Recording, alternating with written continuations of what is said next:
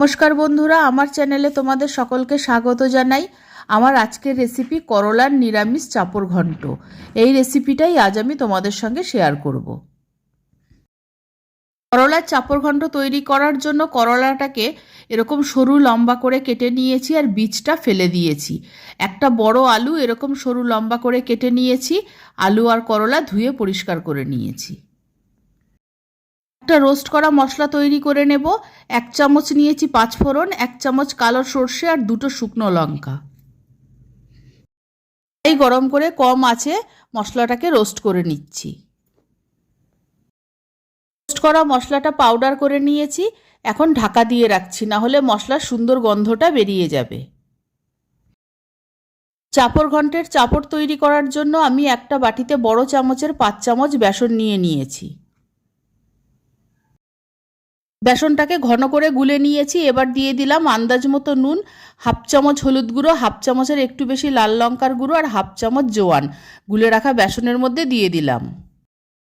মশলাগুলো বেসনের সঙ্গে খুব ভালো করে মিশিয়ে নিচ্ছি। বেসনটা কতটা ঘন করে গুলেছি তোমাদের একবার দেখিয়ে দিচ্ছি।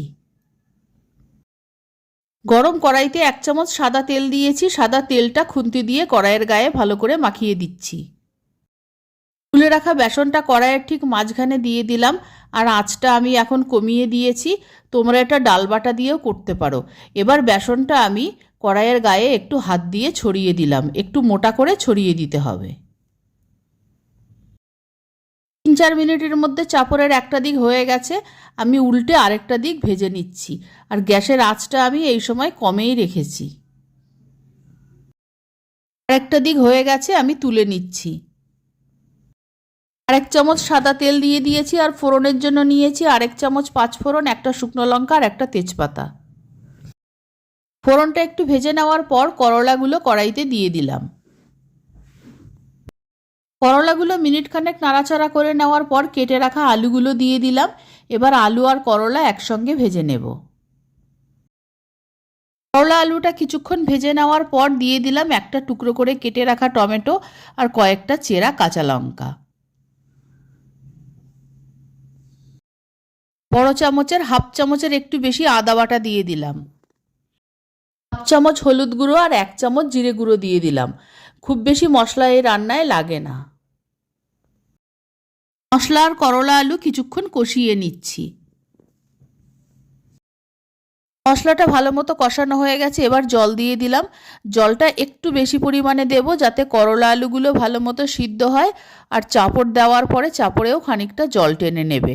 এবার ভালো মতো নেড়ে দিচ্ছি। করলা আলুটা সিদ্ধ হতে হতে আমি এই চাপড়টাকে হাত দিয়ে টুকরো টুকরো করে ছিঁড়ে নিচ্ছি। চাপড়টা যখন কড়াই থেকে নামিয়েছিলাম চাপড়টা আরেকটু বড় ছিল। আমার ছোট মেয়ে চারদিক দিয়ে একটু একটু করে ছিঁড়ে খেয়ে নিয়েছে। বাকি চাপড়টা আমি টুকরো টুকরো করে ছিঁড়ে নিচ্ছি। করলা আলুটা ভালো মতো সিদ্ধ হয়ে গেছে, নুন ঝালও সব ঠিক আছে। এবার টুকরো করা চাপড়গুলো আমি সব ঝোলের মধ্যে দিয়ে দিলাম। আর যখন একটু এরকম জল জল থাকবে তখনই চাপড়টা দিতে হবে, না হলে চাপড়টার ভেতরে ঝোল ঢুকবে না, চাপড়টা খেতে ভালো লাগবে না। অল্প সামান্য একটু গরম মশলা ছড়িয়ে দিলাম।